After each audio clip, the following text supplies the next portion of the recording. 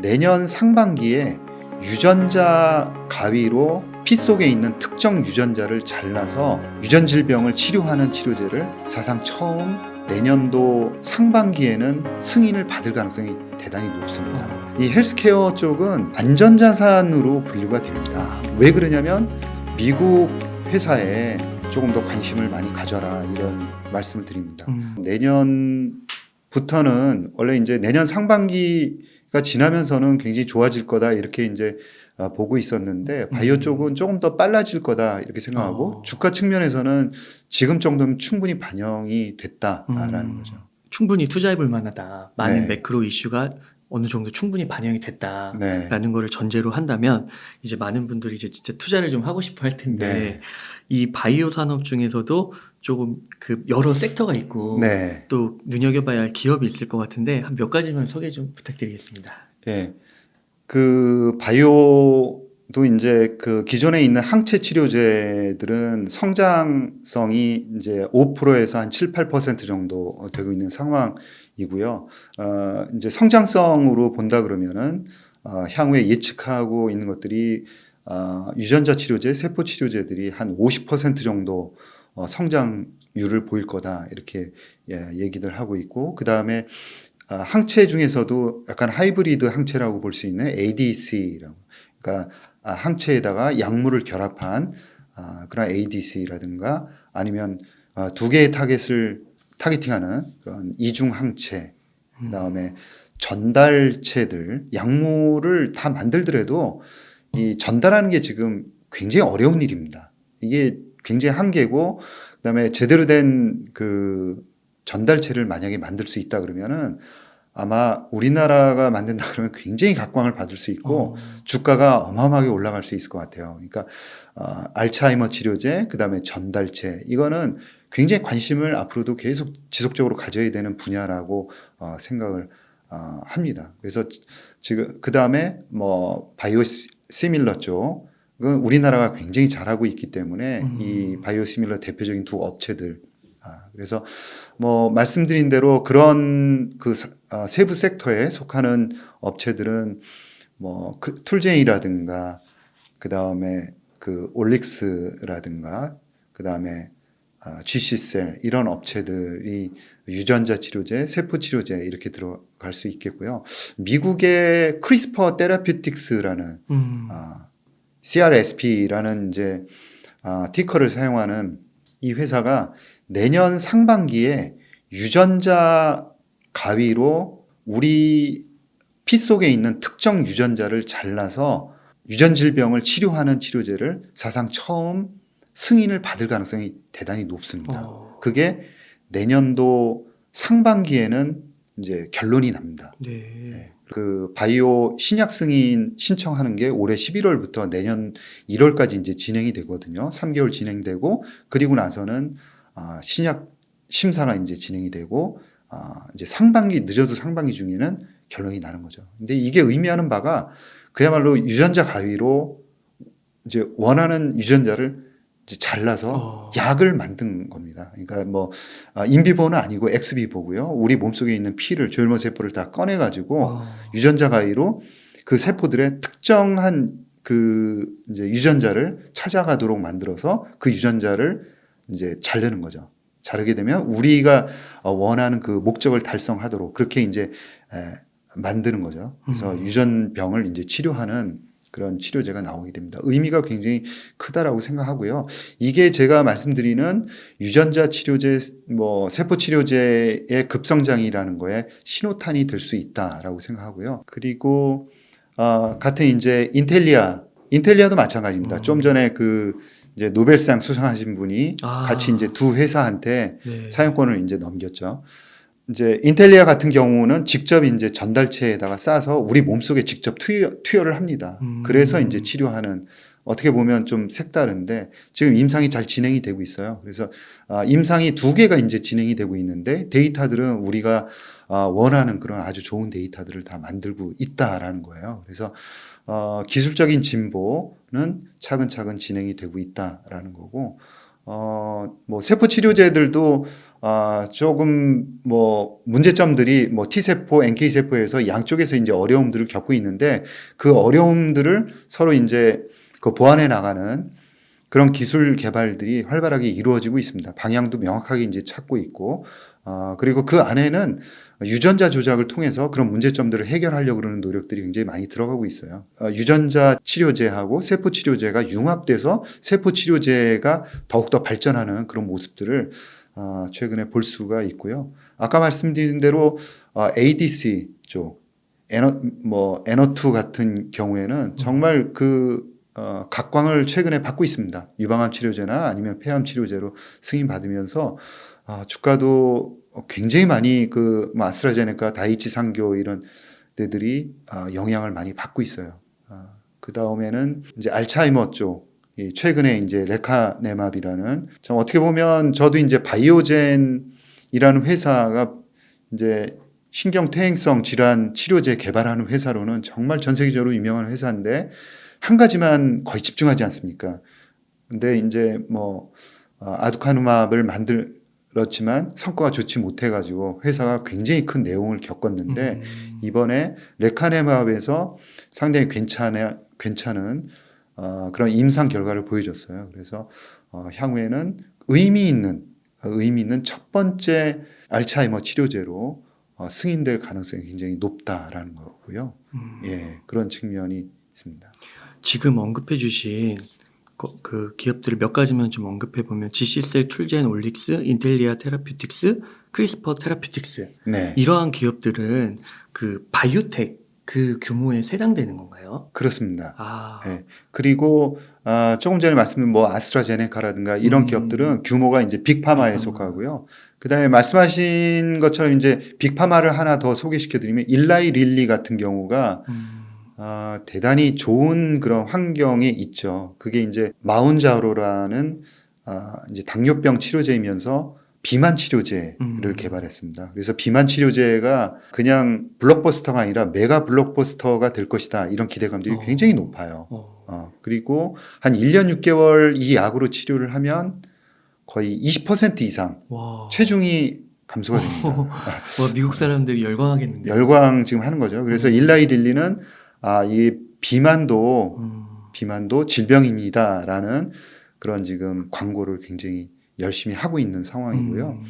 그 다음에 마찬가지로 이제 뭐 그 알츠하이머 치료제도 같이 지금 만들고 있거든요. 도나네맙이라는 이제 알츠하이머 임상 3상 끝나고 결과 발표 이런 것들을 또 기다리고 있는 상황이라 앞으로 이제 일라이 릴리 같은 경우에는 상당 부분 이제 주가가 지금도 견조했지만 네. 견조하게 갈 가능성들이 있다. 그러니까 이게 바이오 기업들의 규모가 바이오텍, 바이오파마, 빅파마. 맞습니다. 예, 근데 맞습니다. 지금은 이제 바이오텍 쪽에 예. 좀 집중하시는 이유는 성장성을 예. 좀 보시는 건가요? 바이오텍에서 개발한 많은 그 기술들이 빅파마 쪽으로 다 흡수되고 결국 흡수되거든요. 네. 그리고 빅파마들은 자기 스스로 개발한 것들이 한 40% 정도밖에는 되지 않고요. 외부에서 수혈해서 개발하는 치료제들이 한 60% 정도 됩니다. 그러니까 네. 그런 측면에서는 기술 개발을 잘하면 우리나라 업체들한테도 기회가 많은 거죠. 그래서 이제 그 빅파마라고 하면 이제 일라이 릴리 언급해 주셨고 뭐 화이자, 네, 화이자 그렇습니다. 모더나는 이제 바이오파마 정도. 바이오 그렇죠. 글로벌 파마. 글로벌 파마 정도. 그러면은 또 이게 혹시 ETF는 또 없을까요? ETF는 네. 이제 바이오는 그렇습니다. 아까 그 바이오는 투자하기 어렵고 바이오는 사기고 이런 이제 이미지들 많이 갔는데 이 빅파마들은 전혀 다른 세계입니다. 그래서 빅파마들을 되게 이제 미국에서는 바이오 헬스케어 그러면은 빅파마를 의미합니다. 헬스케어 그러면 빅파마입니다. 바이오텍은 바이오텍이라고 부르죠. 네. 그래서 이 헬스케어 쪽은 안전자산으로 분류가 됩니다. 그렇구나. 왜 그러냐면 돈을 많이 돈을 가지고 있는 규모가 거의 삼성전자급으로 대단히 많이 가지고 있고요. 그 다음에 약들의 포트폴리오가 상당히 잘 되어 있습니다. 그래서 매출이 상당히 안정적으로 되고 있습니다. 그러니까 지금같이 금리가 올라가는 상황에서는 딱 좋죠. 그 다음에 배당도 꾸준하게 하고 있고요. 거의 1112 같은 경우에도 지금 분기 배당이 이제 배당 요번에 하는데 거의 0.98달러인가 이렇게 꾸준히 배당들을 하고 있어요. 그래서 배당도 타고 그다음에 주가도 굉장히 안정적으로 움직이고 요번에 이제 그 주가에 충격이 있었는데도 불구하고 XLV라는 ETF, 그러니까 이거는 글로벌 파마나 빅파마들을 다 모아놨고 그 중에서도 운용하는 회사가 좋아하는 종목들을 조금 더 좋아하는 종목들은 비중 있게 올렸어요. 그래서 약간 엣지도 주면서 그 다음에 수수료는 0.12%로 굉장히 낮습니다. 그러니까 주가도 굉장히 안정적으로 움직이고요. 그래서 바이오를 처음 하면서 관심을 가져봐야겠다 그러신 분들은 XLV를 공부를 하시면서 바이오 공부를 하시면은 되게 재밌고 그다음에 주가 움직임이라든가 이런 것들이 차근히 움직이고 있고 한 15년 주가 데이터를 XLV를 보면은 정말 교과서에 나오는 그런 겁니다. 그래서 우상향을 꾸준하게 하고 있어요. 그래서 의미 있게 떨어질 때마다 사두면 괜찮을 것 같고요. 3분기에는 이 글로벌 빅파마들의 주가 퍼포먼스가 안 좋았습니다. 1분기에는 이제 전 세계 주식시장이 굉장히 안 좋았음에도 불구하고 아웃퍼폼을 했어요. 오히려 올랐습니다. 뭐 거의 이제 깜짝 놀랐고 펀드 매니저들도 많이 이제 헬스케어 쪽으로 미국 이제 펀드 매니저들 헬스케어로 많이 옮겨갔는데 2분기도 보합 정도로 버텼어요. 그런데 3분기에는 어느 정도 충격을 받았습니다. XLV도 물론 이제 지금 최근에 보면 한 2분기 말 대비해서 한 2%가 안 빠졌을 겁니다. 그러니까 수익폭이 굉장히 적은데요. 이제 다른 빅파마들이 뭐 사노피라든가 아니면 GSK 이런 회사들이 좀 충격을 많이 받았는데 그 잔탁이라는 치료 물질이 있습니다. 이 치료제가 항암 물질을 내포하고 있다. 그래서 소송에 휘말렸거든요. 그래서 그 회사하고 가장 연관성이 높다라고 지금 보이는 GSK하고 사노피의 주가가 어느 정도 충격을 받으면서 전체 이제 XLV도 약간 빠졌는데 어떻게 보면은 기회라고 볼 수가 있습니다. 네. 그리고 바이오텍 위주로 돼 있는 ETF라 그러면은 유전자 치료제하고 그 다음에 세포 치료제, 그 다음에 유전자 진단 쪽에 아주 집중적으로 투자를 하면서 변동성은 큰데 장기적으로 내가 견디면서 한번 그 고성장을 노려보겠다 그러면 지놈이라든가 아크지 같은 회사들이 종목들의 특징은 굉장히 분명하게 그 안에 들어가 있거든요. 그래서 변동성은 최근에 굉장히 높습니다. 그럼에도 불구하고 저는 2024년부터 대비를 한다 그러면 어느 정도 포트폴리오로는 가져갈 수 있는 그 ETF들이다 그렇게 생각을 합니다. 그러면은 ETF는 이렇게 XLV, 지놈 ETF, 아쿠지 이런 정도 얘기해 주셨고요. 네. 아까 이제 그 개별 기업으로는 이제 미국 기업과 한국 기업 이렇게 좀 얘기해 주셨는데 네. 만약에 이거를 좀 포트폴리오를 바이오 투자에 꾸린다고 하면 네. 미국하고 한국하고 이건 어느 정도 비중으로 실으면 좋을까요? 지금 미국이 전 세계에서 차지하는 제약바이오에서 차지하는 비중이 한 50% 정도 됩니다. 우리나라가 1%대이거든요. 그래서 저는 미국 회사에 조금 더 관심을 많이 가져라 이런 말씀을 드립니다. 우리나라가 미성숙한 것도 있고 가능성은 많지만 아직도 미성숙한 부분 있고 그 다음에 전 세계 글로벌리 팔릴 수 있는 즉 이제 단순하게 얘기하면 빅파마한테 선택을 받을 수 있는 그런 기술을 보유하고 있는 회사들은 아주 많지는 않다라는 게 제가 가지고 있는 생각이거든요. 지금 다 합쳐도 볼 수 있는 업체들이 10종목 남짓 정도라고 저는 이제 생각을 하고 있습니다. 앞으로 이제 계속 많이 올라올 텐데 그래서 종목풀이 작기 때문에 일단 미국 쪽을 한 70% 보고 우리나라 한 30% 정도 보면서 포트폴리오를 짜면은 굉장히 좋은 성과가 있지 않을까 그렇게 생각을 합니다. 그러니까 지금 주가가 많이 떨어져 있는 상태고 또 미래 산업 전망성은 되게 좋고 그리고 실제 우리 삶에도 엄청난 영향력을 미칠 수 있기 때문에 진짜 지금 관심을 갖고 투자를 용기를 내서 한다면 굉장히 좋은 순간인 것 같기도 합니다. 네, 기회인 그렇습니다. 것 같기도 하고요. 그래서 우리가 이제 좀 자산 격차가 좀 벌어진 상태에서 네. 많이들 좌절하시고 또 주가 떨어지니까 자산도 더 떨어져서 슬퍼하시는 분들이 많은데 이럴 때 그 이혜진 대표님의 이 바이오머니가 온다. 바이오머니가 왔다. 그리고 이 책을 꼭 한번 공부해 보시면 너무 좋을 것 같고 그래서 지금 혹시 이렇게 좀 금리가 급격하게 오르면서 자산 가격은 또 크게 하락해서 좀 힘들어하시는 분들에게 네. 좀 한 말씀 해주신다면 조언 좀 부탁드리겠습니다. 예. 저도 뭐 그 주식 운용을 하면서 편했던 적이 없었던 것 같아요. 그리고 좌절이 거의 뭐 한 80% 정도 되는 것 같고요. 그런가요? 네, 80%고 네. 그래도 약간 웃을 수 있는 게 10%에서 20% 정도밖에는 안 되는 것 같습니다. 그러니까 시장은 자기가 생각한 대로 절대 가지 않는다 그런 생각을 많이 하게 되고요. 그리고 자산을 증식할 수 있는 기회들은 그렇게 많지는 않다라는 거예요. 그래서 큰 흐름을 잡는 게 대단히 중요하다라는 것들은 뭐 여러분들이 잘 아실 텐데 제가 한 말씀 드리면은 절대 이 금융시장을 떠나지 마시라는 거죠. 그러니까 힘들고 괴롭고 보기도 싫고 그런 마음은 충분히 이해는 하지만 금융시장을 떠나서는 살 수도 없고 항상 이제 그 투자 의사 결정을 내릴 수밖에 없는 게 우리의 삶이라고 생각합니다. 그래서 실망하는 거는 투자했는데 결과가 좋지 않아서 실망하는 경우가 대부분인 거죠. 그러면 조금 더 냉철하게 투자해서 그 안 좋았던 결과에 대해서 그리고 안 좋았던 결과에 대해서 굉장히 걱정될 정도로다가 이 디프레스 되고 그런 상황은 뭐라고 생각을 하냐면 자기의 그 투자 철학이 아직 정립이 되어 있지 않아서 뭔가를 과도하게 행동을 했다는 의미라고 저는 생각을 해요. 네. 그래서 아마 여러분들이 경험도 많이 하시고 이 시장을 떠나지 않고 계속 하신다 그러면 여러분들 성격과 그 다음에 또 여러분들 또 실력과 그 다음에 경험에 맞는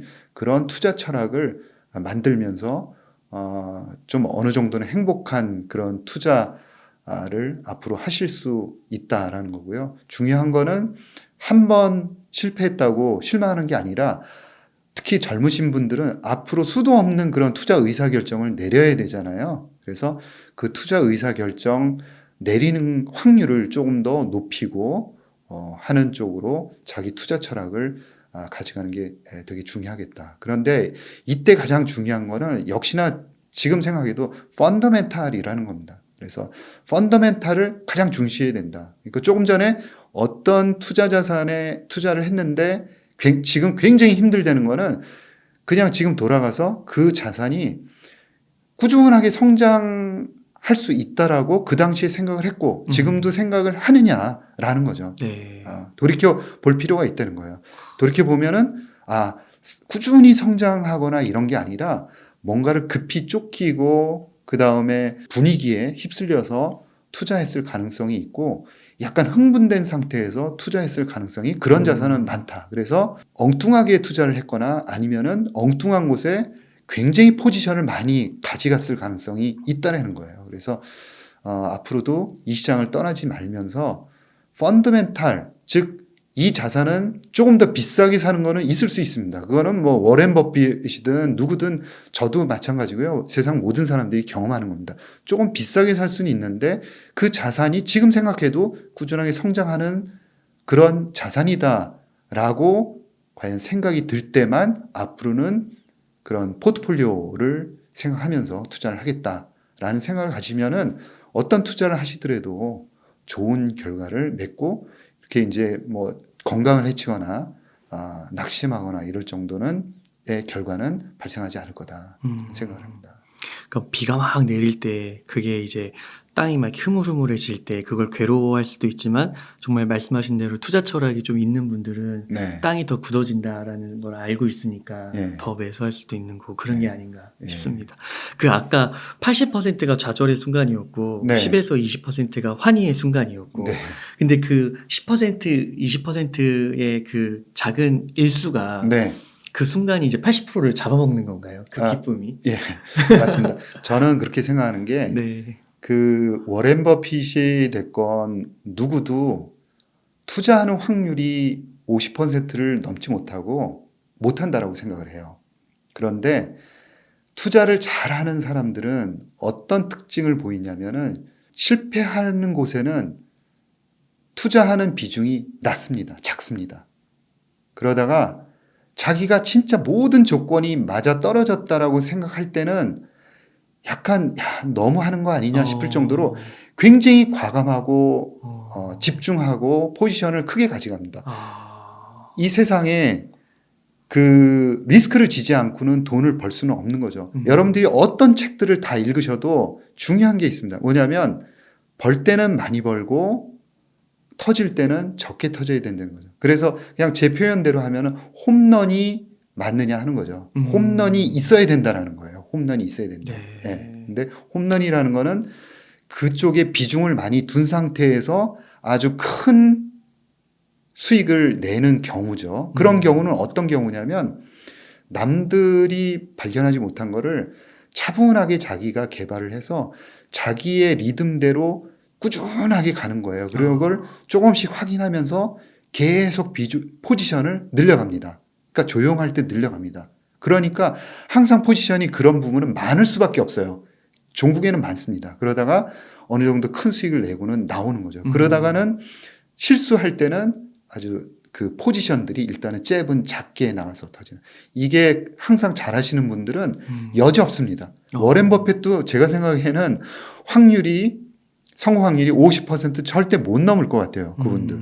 근데 대신 먹을 때의 그런 비중이 굉장히 높다는 거고 그 많이 투자할 때 그 조건을 굉장히 펀더멘탈을 잘 이제 그 조사를 해서 들어가고 남들이 잘 모르는 흥분하지 않은 상태. 사실 바이오가 그렇습니다. 지금 바이오 때문에 흥분하는 사람들은 빠져서 흥분할 거지 네. 막 못 사서 흥분할 거는 아니잖아요. 네. 네, 그래서 오히려 지금 같을 때 바이오에 대해서 집중적으로 공부를 하시는 게 오히려 큰 수익을 낼 수 있다라고 생각합니다. 아까 드린 말씀에 제가 정리를 하면 바이오 산업이 이제 성장하는 그 이유는 원동력은 명쾌하다라는 거죠. 그래서 생명공학이 발전하고 바이오메디컬이 발전할 수 있는 관측과 분석과 그 다음에 조작이 완성되면서 성장 속도가 빨라지고 그리고 치료제로 개발할 수 있는 임상이 지금 현재 크게 늘어나고 있고 그걸 감당하기 위해서 FDA는 인력을 더 늘릴 계획들을 가지고 있습니다.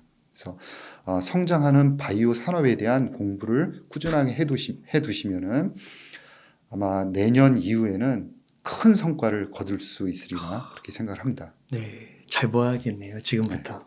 네.